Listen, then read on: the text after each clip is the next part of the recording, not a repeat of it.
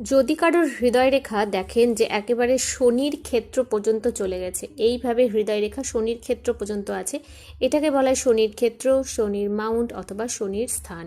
যদি এরকম হৃদয় রেখা আপনাদের হাতেও থেকে থাকে শনি পর্যন্ত, তাহলে আপনারা কিন্তু জীবনে ভীষণ অ্যাম্বিসিয়াস হবেন। বা যাদের হাতেই, ছেলে বা মেয়ে বোথ হ্যান্ডেই যদি এরকম থেকে থাকে, আপনারা জীবনে ভীষণ অ্যাম্বিসিয়াস হবেন এবং আপনাদের মধ্যে অর্থ কামানোর ব্যাপারটাও কিন্তু প্রচণ্ড প্রবল দেখতে পাওয়া যাবে। জীবনে কিভাবে বেটার জায়গায় যাওয়া যায় এবং জীবনকে বেস্ট জায়গায় নিয়ে যাওয়া যায় এবং জীবনে লাক্সারিভাবে কিভাবে জীবনটাকে কাটানো যায়, এটা কিন্তু লক্ষ্য করা যায় যাদের হৃদয়রেখা শনি পর্যন্ত আছে। এবং এরা কিন্তু পয়সার পেছনে কিন্তু ভীষণভাবে ছোটে এবং পয়সা রোজগারও করে কিন্তু এরা।